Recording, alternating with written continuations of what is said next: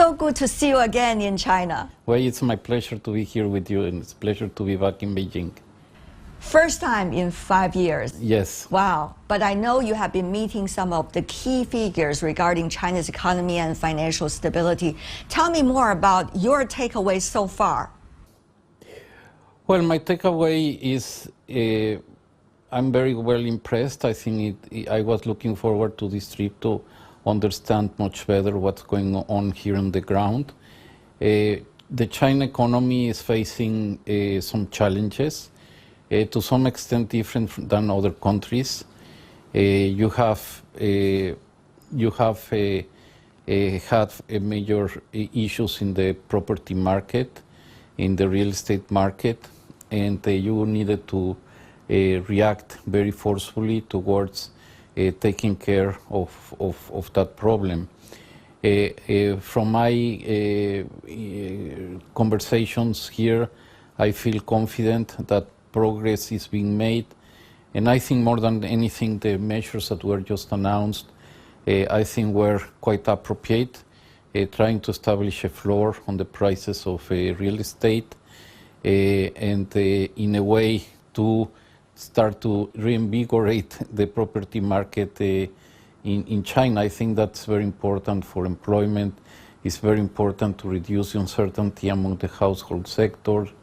And through time, those issues will be digested by the Chinese economy and by Chinese society, and hopefully that will give ground to additional strong growth in the Chinese economy. In the world, we need a strong China growth. For many, many decades, we have been used to having China as a key motor. It's still growing above most of the countries, but a little bit below what we used to. I think China has the potential to go back to rates of growth that we used to see in the recent past. You have seen the first quarter numbers, more than 5%. Of course, that's has been applauded, but at the same time, there's still great potential can be tapped in terms of China's economy. By the way, both property and also infrastructure building within the country may not necessarily be the driving force anymore for future China's economy, even though they're still playing a key role these days. And at the same time, the country has been emphasizing on the so-called new development, which is focusing more on green technologies and also AI-related sectors.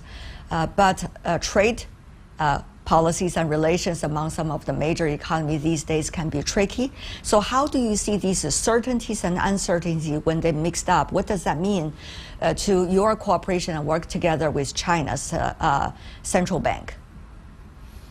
Well, you pointed on two issues that I should have mentioned. And one is the insistence in innovation and technology. There, in many aspects, you have been a leader, and I think that they should support your economy in the future. And the transition towards a greener economy, greener society, is very, very important. Just from a very superficial observation, I have commented probably more than once to my colleague Tao Shang that I see Beijing much greener. I mean, from the airplane you see down and you see a lot of green, a lot of trees, and when you circulate in the country you see the same. I think the green transition represents opportunities. And I think you have positioned yourself to grab them, no? In terms of, the future growth of exports and so of China, well, as you see, a concern among many of us in the international scene is a little bit of the globalization and fragmentation. That's something that, of course, we call on all actors to try to minimize it, because at the end of the day, it reduces the growth in the world economy. Yeah. Mr. Carstens, the Chinese economy since the year 2023 becomes about 2/3 of that size of the U.S. economy. Earlier number was 70%.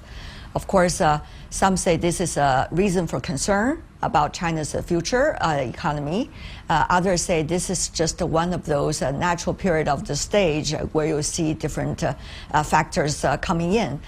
From your perspective, when working with the Chinese central bank, how do you see these different major economies sizes changing, and also their balance and the percentage growth changing? I think it's worthwhile mentioning is that the U.S. economy is showing, to some extent, a surprising high rate of growth.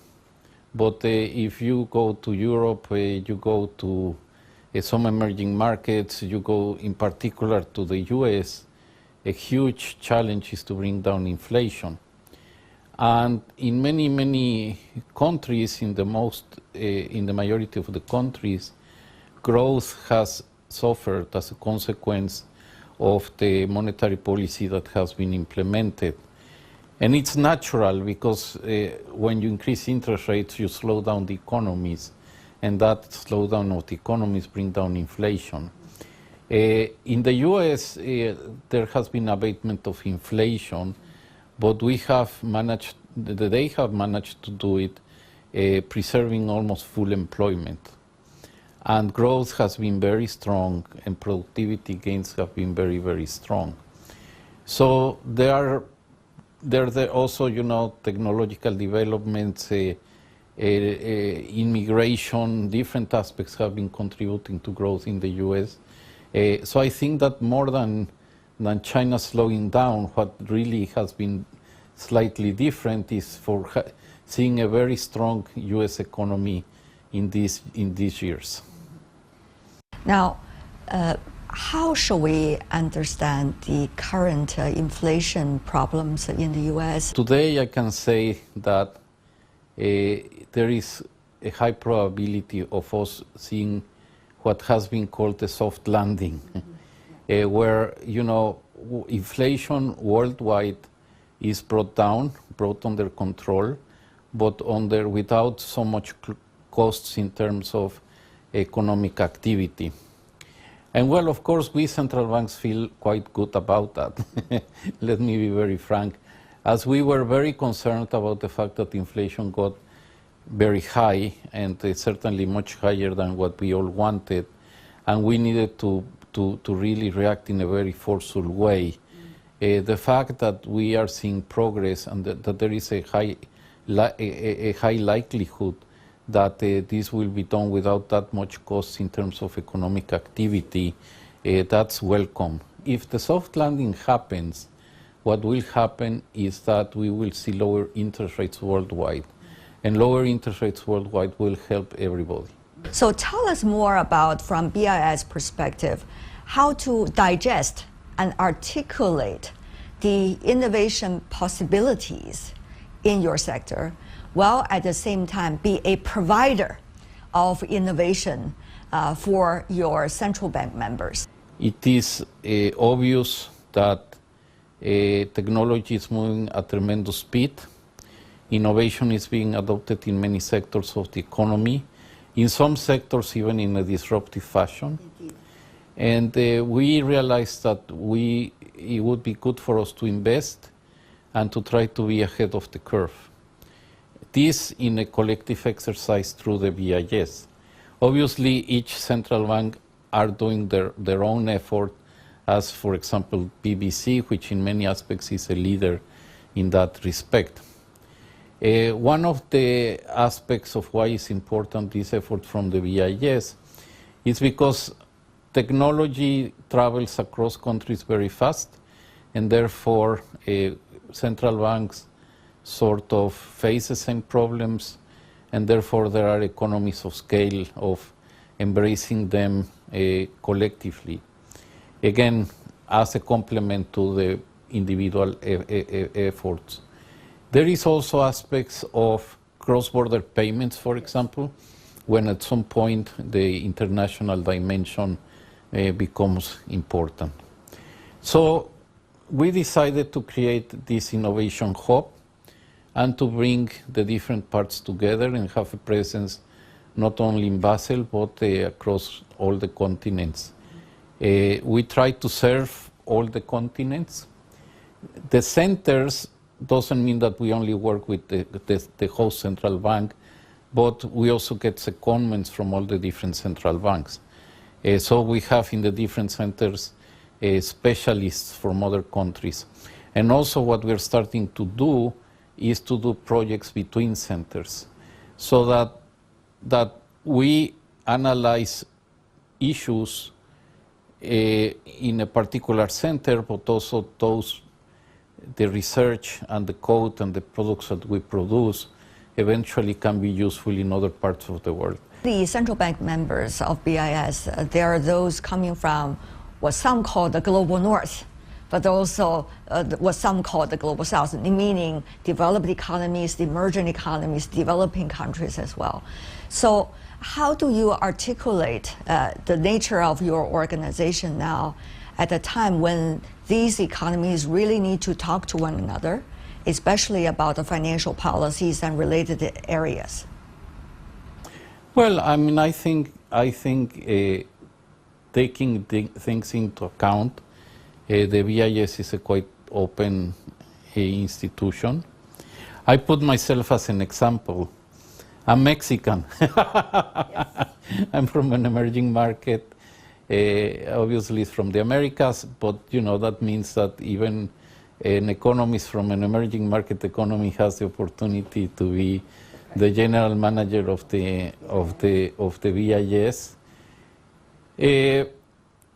Again, in the 2 or 3 days that we spent time together, governors of emerging markets have a voice.